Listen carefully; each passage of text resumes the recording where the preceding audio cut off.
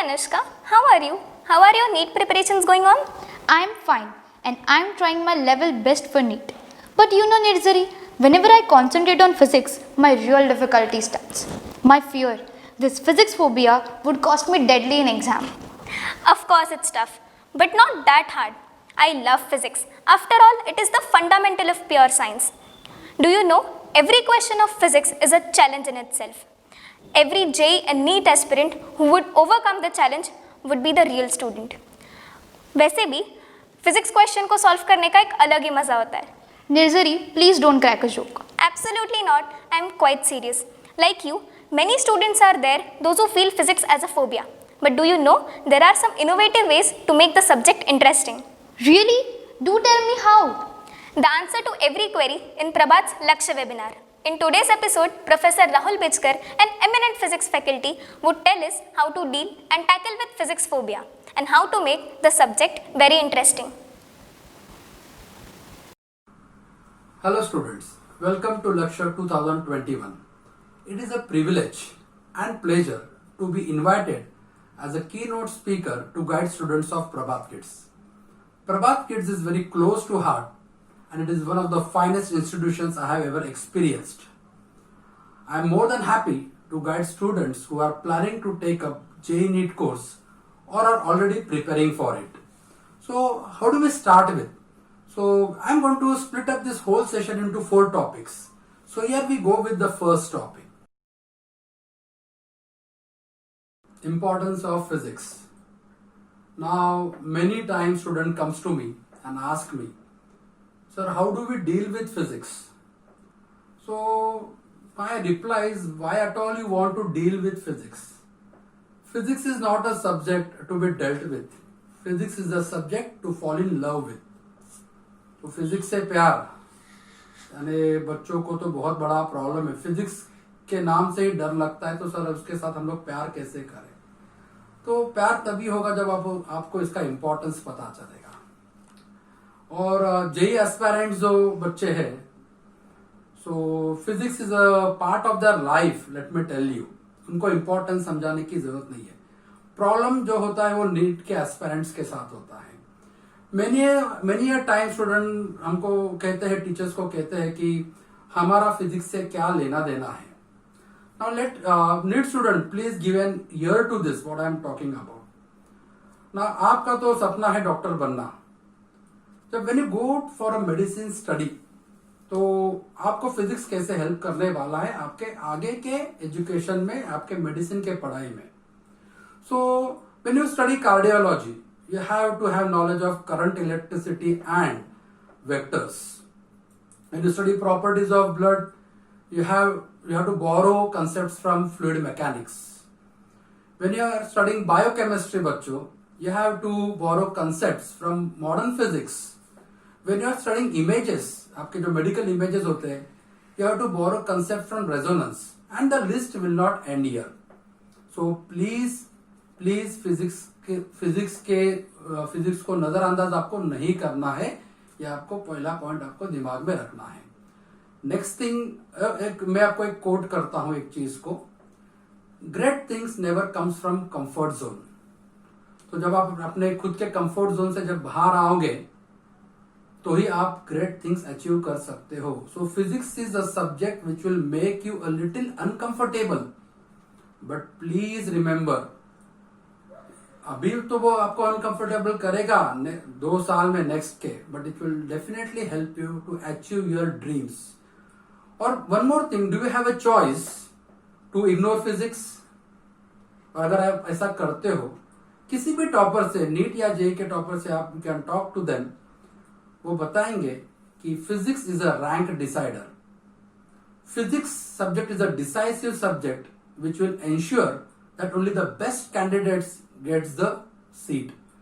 So remember one more thing, it is your attitude, not your aptitude, which will determine your altitude. यानी आपका attitude क्या है, आपका रवैया क्या है फिजिक्स की तरफ. अगर आपका रवैया जो है अगर ठीक ठाक है और अच्छा है, मैं तो अच्छा होना चाहिए, क्योंकि आपके पास कोई चॉइस है भी नहीं. So you have to fall in love with physics. तो अगर आप रवैया ठीक रखोगे, एप्टीट्यूड जो है बच्चों ये प्रैक्टिस से और मेहनत से तो आ ही जाएगा, और अगर आपने ये चीजें कर ली तो आपको कोई रोक नहीं सकता है to achieve good ranks and get into the best medical or engineering colleges. So, now having understood the importance of physics, now let us move on to a very scary topic. Here it is on your screen. Dear friends, now let me divert your attention to a very serious, still not so serious problem of physics phobia. You heard it right. तो आप बोलोगे sir what is this, ये आप problem को physics phobia को serious भी बता रहे हो, नहीं भी बता रहे हो, तो चलो understand this what actually is happening with this subject.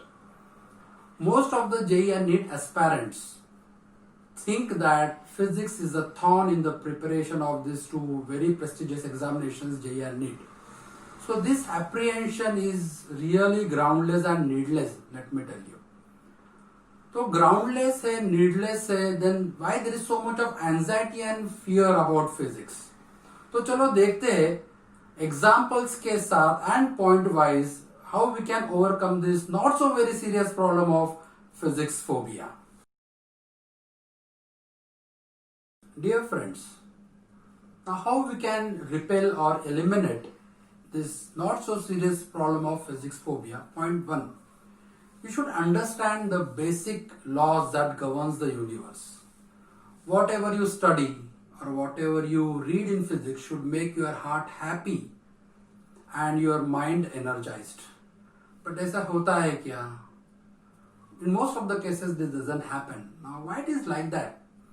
Because कई बार देखा गया है कि बच्चे जो भी फिजिक्स पढ़ते हैं उनको पता ही नहीं होता है ये कौन सा फिजिक्स पढ़ रहे हैं, एग्जैक्टली क्या पढ़ रहे हैं ये लोग. सो मैं आपको बता दूं फिजिक्स में 4 डोमेन्स हैं, यानी फिजिक्स को हम लोग ब्रॉडली 4 डोमेन्स में क्लासिफाई कर सकते हैं. जैसे हमारे हार्ट के 4 चेम्बर्स होते हैं, उसी तरह फिजिक्स में भी 4 चेम्बर्स या डोमेन्स हैं. कौन से हैं ये डोमेन्स? वो है classical mechanics, quantum mechanics, relativistic mechanics and quantum field theory. Now this quantum field theory is a subject of research. You don't have this. But yes, definitely you study about classical mechanics and quantum mechanics to the greatest extent in this 11th and 12th standard. Now, who developed this quantum mechanics? Who developed this classical mechanics? So, we have no inspiration to study this. So, how to convert this phobia into philia? Philia ne, how do you start loving physics instead of hating it? तो आपको एक simple सा solution मैं देता हूं. Start reading the inspiring stories of scientists and the pain they took in developing these fields. So now where to get all this? Because Google में इतना है कि आप पढ़ पढ़ के थक जाओगे. तो एक सिंपल सा सॉल्यूशन है, go and purchase Kimayagar book which is authored by Achyut Godbole. बहुत ही उम्दा बुक है. Even my way of teaching changed after reading this book. तो डेफिनेटली स्टूडेंट्स को तो ये बहुत ही ज्यादा हेल्पफुल होगा. Okay, this book is like Quran या गीता या बाइबल या गुरु ग्रंथ साहिब बोल सकते हो for beginners in science field. It is going to drastically change your life. ठीक है, it is going to convert your phobia into philia. It is going to have a magic in your academic career. So सिर्फ एक problem ऐसे, this whole book is written in Marathi. So I appeal to those students who are well conversed in Marathi, go through the text cover to cover, read karo is book ko. You will find all the concepts that you have in your 11th and 12th standard in this book. Physics के अलावा यहाँ पे chemistry और biology भी है. It is your choice what to read. But I recommend you all the topics of physics to be read from cover to cover. And then just see the magic. You'll start loving physics.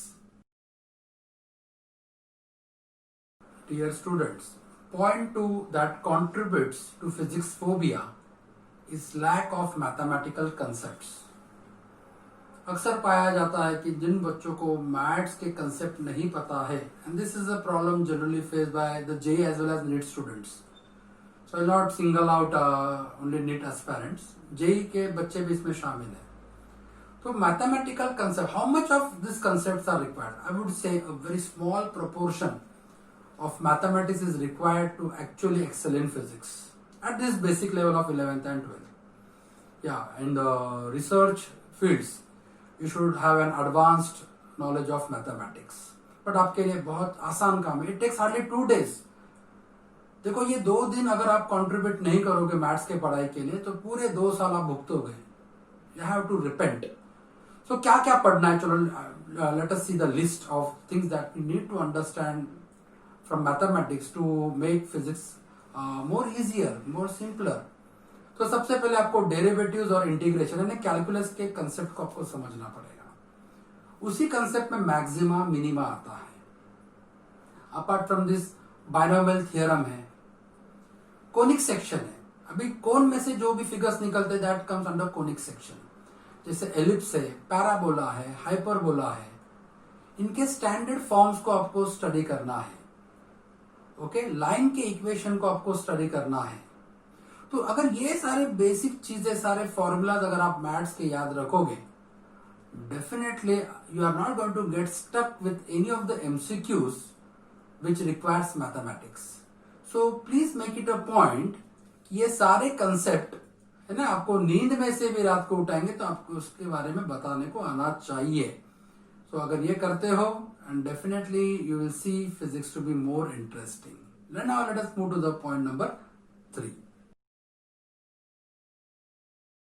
Physics के डर को भगाने के लिए हमारा point 3 है, shift your paradigm from passive to active learners. Paradigm का मतलब आपका फोकस जो है वो एक पैसिव लर्नर से एक्टिव लर्नर की तरफ होना जरूरी है. Now who are these passive learners? Students who are complete, who only revise those things that are taught inside the classroom. तो ये आदत छोड़नी पड़ेगी. एक्टिव लर्नर्स क्या करते हैं? टीचर ने तो पढ़ा दिया है, बट ये खुद भी बहुत सारी चीजों को एक्सप्लोर करते हैं. They look for previous years questions, they look for other reference material. Reference material भी बहुत ज्यादा यूज नहीं करना है, 1 या 2 रेफरेंस से ज्यादा नहीं यूज करना है. So if you shift your focus from a passive to an active learner, definitely you can see a change in yourself. You will start liking physics. ये आपका डर धीरे धीरे चलना कम होना स्टार्ट हो जाएगा. Now let me tell you, physics is like a moving bicycle. If you slow down, you are sure to lose your balance. So don't be stagnant. Keep moving. Point number 4, dear friends, lack of notes taking and raising doubts. So let me start with doubt raising. Ask the silliest of the doubts shamelessly. अपने career के लिए you have to be shameless. You don't have to think about what others will think. So please keep on asking doubts from time to time. So आपका इससे कोई backlog नहीं रहेगा doubts का. Second, you should have your own handwritten notes. Even I do it. Whatever topics I teach, I have handwritten notes for each of them. So it becomes, I become my own resource. तो आपको भी ये करना है, क्योंकि exam के time पे यानी प्रिंटेड तो नोट्स बहुत सारे होते हैं, but whatever you have written with your hand is going to come into play in the last minute of your examination. So try to take down notes, जैसे flow chart से, mind map से, shortcut trick से, whatever is important, just note it down in your book. Let me tell you what I do. जैसे मान लो एक waves का topic है, तो मैंने उसके लिए एक अलग से रजिस्टर बनाया हुआ है, because it helps me in organizing my lectures. Similarly, if you want to organize your studies, you have to take your notes. Dear friends, now we are into the core topic of this session, how to crack JEE and NEET. So we keep asking people how this can be done. According to me, the most important thing before we start thinking of cracking down this examination, before we start implementing our ideas, you have to first understand the mindset of NTA. See, this National Testing Agency is conducting these examinations, both JEE and NEET. So they are testing you. तो आपको ये marks बांटने के लिए नहीं बैठे हैं. Since this is a pan India level examination, तो आपको ये बहुत सख्ती से आपको टेस्ट करने वाले हैं.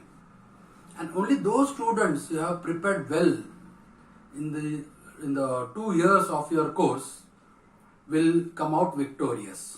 तो एनटीए के आपको माइंडसेट को समझना पड़ेगा. इसके अलावा what is the structure of examination, what is the pattern of examination, what is the pattern of questions, what type of questions that will be asked, ये आपको पहले समझना पड़ेगा. ये कोई रॉकेट साइंस नहीं है. If you devote one day you will understand all this things. एक दिन आपको देना है इन चीजों को समझने के लिए. ठीक है, तो चलो देखते हैं इसको एक through a presentation that will be right on your screen. Dear students, before we start decoding the pie chart on your screen, let us first understand what NTA is. NTA is National Testing Agency, mainly responsible for conducting JEE Mains and NEET examination. Apart from subject matter experts, they have a team of psychometricians whose job is to set a paper in such a pattern, in such a way, to arrange questions in such a way that students should get confused. So the questions are not difficult, but the concepts will change from one question to another in such a rapid way that the performance graph of the students generally falls down. So those students who have saw a lot of mock tests or those who have practiced well during their course will not fall in this trap. तो यहाँ पे आपको जो performance का graph है वो exponential या ऊपर की तरफ आपको बढ़ाते रहना है. और उसके लिए you need to have a very calm mind. Your mental composure should be absolutely good. Okay, with this note now let us decode this pie chart. तो आपके स्क्रीन पे जो दिखाई दे रहा है ये डिफिकल्टी लेवल है. तो बता दो आपको कि जेई मेंस में फिजिक्स में 25 क्वेश्चंस आर आस्क्ड. अब इस 25 क्वेश्चंस में से the level of difficulty is arrange as shown in this pie chart. 44% of the questions यानी लगभग 11 क्वेश्चंस ये बहुत इजी होते हैं. So this is a fertile area where you can score, और इसीलिए इसको मैंने ग्रीन में आपको बताया है. तो यहाँ पे जितना 4-6 मारना है मार लो. ठीक है, बहुत सिंपल बॉल आएगा, फुल टॉस भी आएंगे, सीधा उठा के 6 आपको मारना है यहाँ पे. तो एनसीईआरटी ठीक से पढ़ा है 2 साल में, डेफिनेटली यहाँ पे आपको 100% स्कोरिंग मिलने वाला है. Now if you move to the next part which is in orange, अभी थोड़ा डिफिकल्टी लेवल यहाँ पे बढ़ा हुआ है. 33% क्वेश्चन इस रीजन से पूछे जाएंगे, लगभग 8 क्वेश्चन. अब ये एनसीईआरटी बेस्ड और आपने जो रेफरेंस जो मटेरियल यूज़ किया है 2 सालों में और प्रीवियसली ईयर क्वेश्चंस जो पूछे गए हैं इसके पहले वाले एग्जामिनेशंस में, उसको आपको ठीक से पढ़ना पड़ेगा. तो आप even in this region you can score lot of marks with no margin of error if you are living in the easy type and the moderate type. यानी लगभग 19 या 20 क्वेश्चंस के आसपास, यानी this will breach the magical figure of 80+ in physics, which is very very important for cracking the JEE mains examination. Now if we come to the next part, that is critical questions, ये 23% ये questions जो होते हैं लगभग 5 to 6 questions काफी critical होते हैं. So I will not raise any false hope regarding this questions. तो जो बच्चे इनोवेटिव है, उन्होंने अपना इंटेलेक्ट डेवलप किया है अपने कोर्स के दौरान, and those who have practice very very hard, वही बच्चे इस क्वेश्चंस को क्रैक कर सकते हैं. Everyone can do this, but if they have practice this type of questions during their course. तो चलो, और ये सारे क्वेश्चंस रैंक डिसाइडर होते हैं. यहाँ पे आपने अगर स्कोर कर लिया, you are the top rankers, not only in your local area, in the state, or maybe even at the pan India level. Okay, तो ये बात की हम लोग ने जेई मेंस के. तो आप देख सकते हो यहाँ पे कि जेई मेंस बहुत डिफिकल्ट नहीं है. अगर आपने टाइम को प्रॉपरली स्ट्रेटेजाइज किया है, एग्जाम के वक्त आप प्रॉपरली आप काम रखते हो, आपको कौन से क्वेश्चंस पे कितना टाइम स्पेंड करना है, अगर आपको ये चीजें समझ में आ गई, so please don't gamble with time, और you will be led to a rabbit hole with no way out. तो आपको ये चीज आपको समझनी पड़ेगी. नाउ कमिंग टू नीट, चलो नीट का पाई चार्ट आपके स्क्रीन पे आने वाला है. ओके, तो ये आ चुका है. Now the region in green 33% questions, जैसे मैंने पहले जेई के केस में बताया, all this questions will be NCERT based, बहुत इजी होंगे. एंड अराउंड 14 to 15 क्वेश्चंस है इसमें. सो फिर से 4-6 लगाओ and score maximum marks in this region.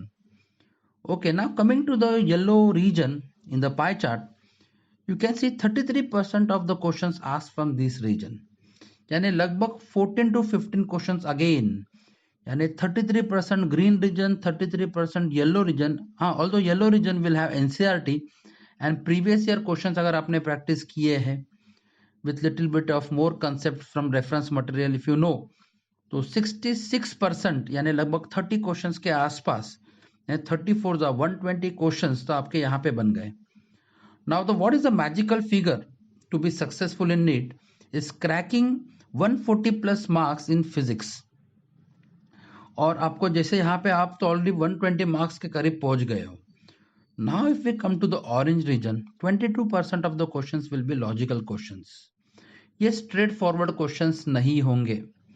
आपको इन क्वेश्चंस को स्टैंडर्ड फॉर्मेट में लाना पड़ता है. So something very weird must be given and you have to bring all this terms into standard format. और अगर ये आप कर पाए, और ये होता है प्रैक्टिस से. During your course when you are practicing questions, a little difficult questions, logical questions, तो धीरे धीरे योर ब्रेन गेट्स ट्रेन्ड. तो मान लो आपने 50 क्वेश्चंस प्रैक्टिस किए जिनका लेवल सही में अच्छा है, यानी जो सही नीट या जेई मेंस के लेवल के क्वेश्चंस हैं. अगर इसी टाइप के क्वेश्चंस आप प्रैक्टिस करते रहोगे तो डेफिनेटली एक कोई भी नया question with any format if it is given to you, you will definitely crack this question. तो यहाँ पे आप अगर 4 to 5 क्वेश्चंस क्रैक करते हो, मान लो 5 क्वेश्चंस क्रैक करते हो 10 में से या 9 में से, तो आपका 140 प्लस ये मैजिकल फिगर बन जाता है. नाउ जो 12% of the questions, that is the red zone. Again ये डेंजर रीजन है. So again, I will not raise any false hope for NEET aspirants as well. तो अगर आपने इस क्वेश्चंस को क्रैक कर दिया तो मे बी आप आपके एरिया में, स्टेट में या नेशनल लेवल पे यू कैन ब्रेक रिकॉर्ड्स. ठीक है. तो again if you see the whole pattern, तो नीट में ग्रीन रीजन में 15 क्वेश्चन, येलो रीजन में 15 क्वेश्चंस और ऑरेंज रीजन में लगभग 9 to 10 क्वेश्चंस, यानी 40 क्वेश्चंस आपके हार्ड वर्क से आप इजीली क्रैक कर सकते हो. तो लेट मी टेल यू, जितना महसूस आप करते हो ये डिफिकल्ट है, उतना डिफिकल्ट नहीं होता है. बट आपको इसके लिए आपके लाइफ के 2 साल देने पड़ते हैं. चलो, with this point let us move on to the next part. A little effort in the right direction will outperform massive effort in the wrong direction. तो dear students, wrong direction में आप जितना भी effort डाल लो, you will not be able to crack this examinations. So which is the right direction? Please identify this with the help of your teachers, with the help of the management members, with the help of your seniors. तो ये quite possible है and no one will say no to this. तो ये efforts कहाँ पे डाले जाए? तो इस एफर्ट्स को चैनलाइज करने के लिए you should divide the topic based on their weightages and efforts required to complete this topic. So sir, this are some codes that you see on your screen. HWLE का मतलब है high weightage low effort. Now this topics are a must. यहाँ पे आपको marks ढेर सारे मिलेंगे कम effort में, तो क्यों ना करें ये टॉपिक्स. तो ज़रूर, ये तो मस्ट है, ये करना ही चाहिए. The next category is high weightage high effort. तो ये हाई वेटेज हाई एफर्ट जो होता है, ये टॉपिक्स वेटेज ज़्यादा है तो उसको छोड़ नहीं सकते. So even this is a must do topic. आपको बहुत मेहनत करनी पड़ेगी बिकॉज कोई चॉइस है नहीं यहाँ पे. Okay, the next category is low weightage low effort. Marks come questions पूछे जाएंगे इस टॉपिक से, बट आपको एफर्ट भी कम डालना है. ठीक है, ये भी करना ज़रूर है. ऐसे किसी भी चीज़ को हम छोड़ नहीं सकते हैं. और अगर आपके पास वक्त है ही नहीं, लास्ट मिनट आप नहीं रिवाइज कर पा रहे हो, तो लो वेटेज और हाई एफर्ट्स वाले टॉपिक को you can in the worst of the situations you can put this in option. Now चलो एक एग्जांपल के साथ मैं बता देता हूँ. हाई वेटेज लो एफर्ट, ये जो कैटेगरी 1 के जो टॉपिक्स हैं इनमें क्या क्या आता है फिजिक्स में, यानी 11th और 12th को मिला के. तो जैसे हीट एंड थर्मोडायनामिक्स है. Now this is a relatively independent topic, किसी और टॉपिक से ज़्यादा इसका लेना देना नहीं है. तो यहाँ पे आप लेस एफर्ट डाल के ज़्यादा मार्क्स स्कोर कर सकते हो. इसके अलावा ऑप्टिक्स है, ray optics, wave optics, gravitation है, मॉडर्न फिजिक्स है, वेव्स है. तो इन टॉपिक को आप करोगे तो the chances is putting less effort you can score high marks. Similarly, with the help of your teachers, identify for other topics where do they fall in this category. So what is going to happen if you do this? You will have a fair idea where to start and where to end. तो इससे आपका जो study है ये ज़्यादा organised हो जाएगा. तो चलो बढ़ते हैं हमारे नेक्स्ट टॉपिक की तरफ, जो कि है resource material.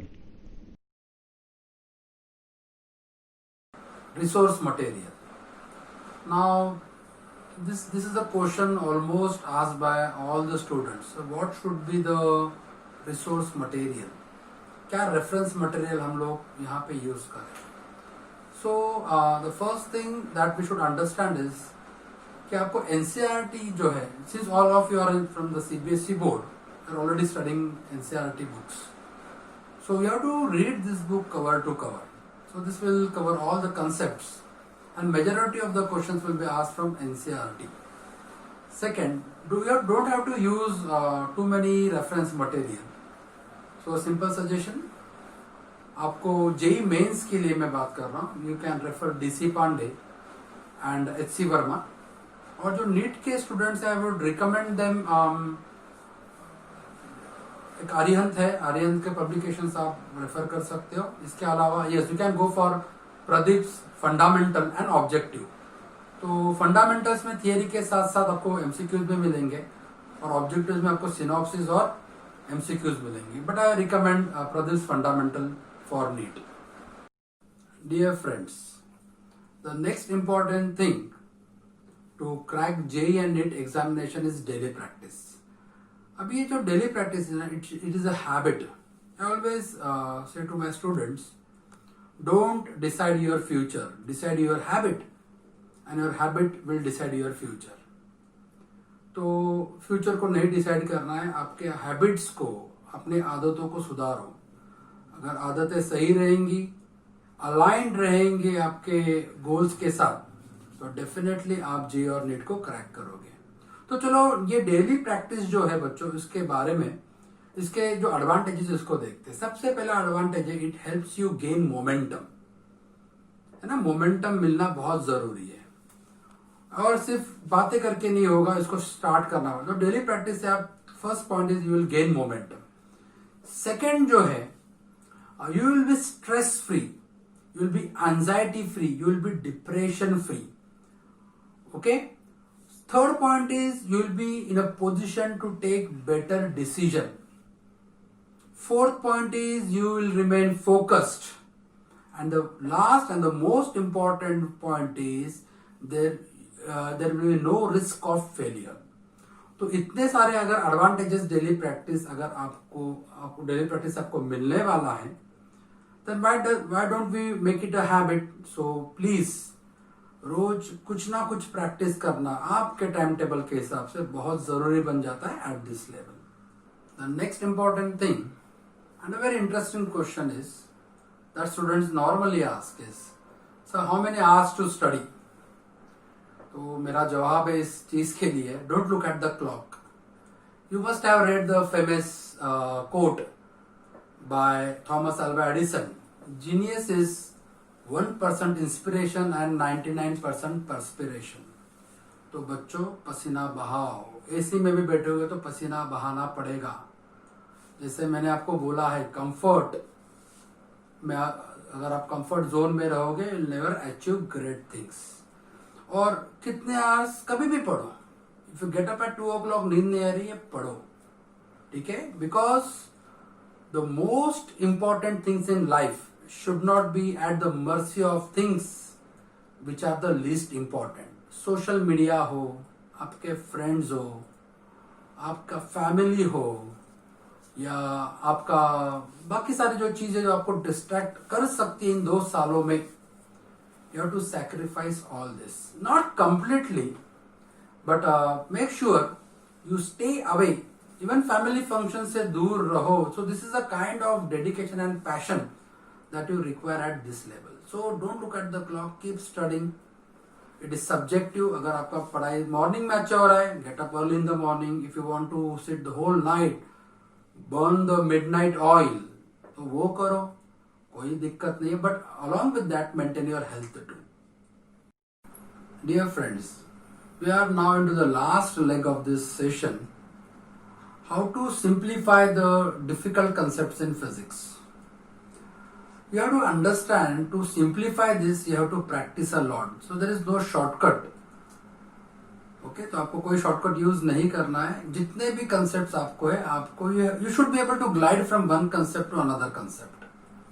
Now if you employ the right techniques, you can convert your potential into success.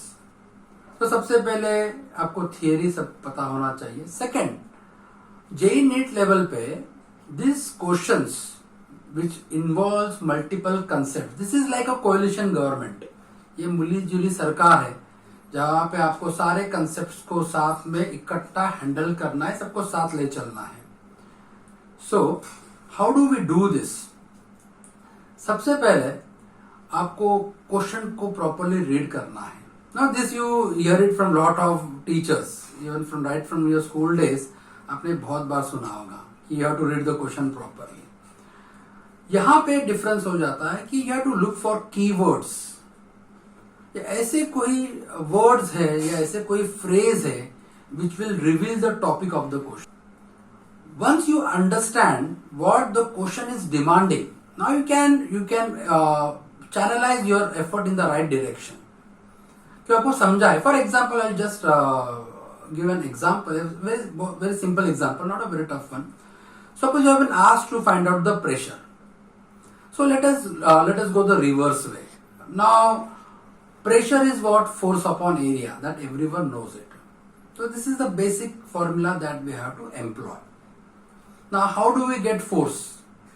Now, to get force, we have so many ways of getting force. Now, force is what? Mass into acceleration. So look whether mass has been given and whether you are able to calculate acceleration. अगर ये possible नहीं है तो force को find out करने के लिए you have one more way, that is Newton second law. उसको एम्प्लॉय करो. क्या बताता है ये law? Rate of change of momentum is directly proportional to the impressed force and F is dp by d. तो अगर आप rate of change of momentum निकालते हो तो आपको फोर्स मिलेगा.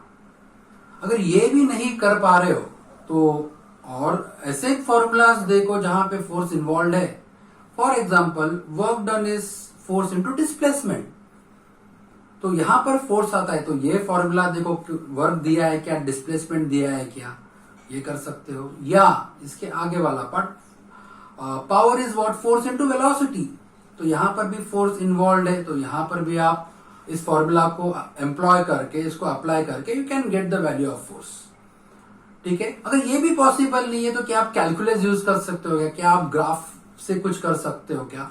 सो you have to explore all the possibilities in the very short interval of time. So यहां पे speed and accuracy is very very important. Now if you are once you are done with कि हमको क्या करना है and what principles you have to apply there, what mathematical concept, as I have explained you in the previous session, you should have a right knowledge of mathematics. ठीक है. And all these ranker questions will involve some kind of mathematics into it. और इसीलिए maths को ठीक से पढ़ना बहुत जरूरी है. तो देखो ये सारी चीजें जो है, this will not come to you overnight. So when you toil for 2 years, when you put lot of hard work into this, when you solve previous year questions, तो आपको एक माइंडसेट भी समझ में आएगा एग्जामिनर का या जो पेपर सेट करता है कि उसको क्या चाहिए आपसे. और ये सिर्फ प्रैक्टिस से ही आने वाला है। आपका एप्टीट्यूड भले ही कम हो, but yes, practice will definitely help you in solving all these ranker questions. So once you solve these questions, maybe you may be in the top 100. Yeah, you may be all India rank 1 also. But उसके लिए बहुत efforts आपको लेने पड़ेंगे। ये तो यानी इसको बताने की मुझे जरूरत नहीं होनी चाहिए।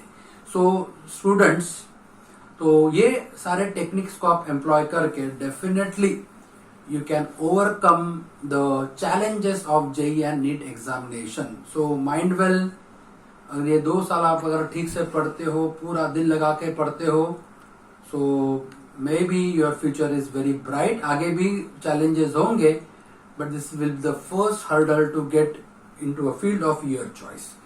I would like to thank management of Prabhat Kids, Director Sir, Dr. Nare Sir, Nare Ma'am, Principal and Prashant Sir for giving me this fantastic opportunity to guide students of science, that is senior secondary division. Thank you very much. Really, it was an amazing webinar. It solved all my doubts. I'm hopeful that I will implement all the guidelines propounded by Professor Bijkar sir. His guidance has encouraged us with finer understandings required to crack NEET and other competitive exams. That's like my girl. I would like to thank Professor Rahul Bijkar for his helpful guidelines. I assure that every NEET and JEE aspirant would find your guidelines very helpful. I also take this opportunity to thank Prabhat's Honorable Director Dr. Gajanan Nare sir and Director Mrs. Vandana Nare ma'am for their inspiration. I also thank Prabhat's Academic Director Kanchan Patokar ma'am, Principal Prashali Wagmare ma'am and Senior Secondary Coordinator Prashant Holkar sir for organizing Lakshya 2021 webinar series for students. Be focused and diligent in your studies. Please don't forget to like the video and subscribe our Prabhat's YouTube channel. Thank you.